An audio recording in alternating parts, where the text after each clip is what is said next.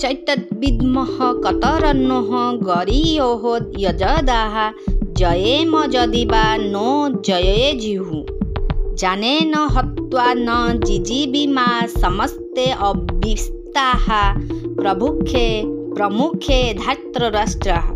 आमको यह भी जना नहीं जे आम पाई युद्ध करवा और न करवा ए दुईटी मध्यरु केउटी अत्यंत श्रेष्ठ एवं आमे सेमानकु जितिबु ना सेमाने आमको जितिबे।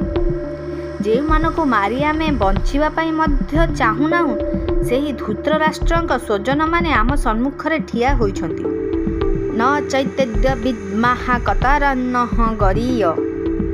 युद्ध करिवि कि न करिवि यार निर्णय मु करिपारु नाही, कारण आपणक दृष्टि तो युद्ध करवा श्रेष्ठ, किंतु मो दृष्टि गुरुजनक हत्या पाप होइथिबारु युद्ध न करवा श्रेष्ठ।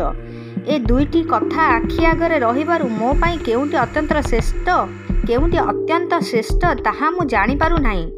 एही रूपे उपयुक्त पदरे अर्जुनक हृदय रे भगवान का मत और निज मत दुईटी जाक समकक्ष हो जाइछि।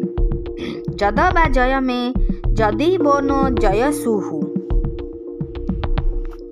आपणक आज्ञा अनुसार युद्ध करा जाए तेबे आमे सेमानकु जितेबो कि सेमाने दुर्योधन आदि आमको जितिबे ए कथा भी जणा नहीं। एठारे अर्जुनक निज बल उपर अविश्वास नहीं, बरं अविश्वास अछि भविष्यत उपरे, कारण भविष्यत रे कौन होई पारे ए कथा काहाको जणा नहीं। जाने बहत्वा न जिजीविमासा।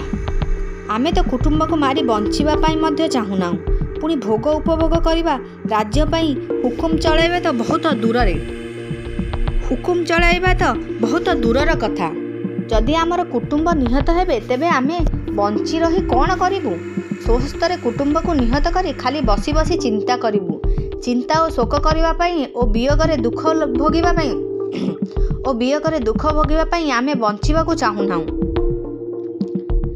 ते अवस्थिता प्रमुखा धार्तराष्ट्राः। जो मानकु मारी आमे बंचिबा पई चाहुना सेही धृतराष्ट्रक स्वजन माने आम सम्मुखरे उपस्थित। धृतराष्ट्रक स्वजन माने तो आमरी कुटुंब, सेमानकु मारी जीवन बंचिबा धिक।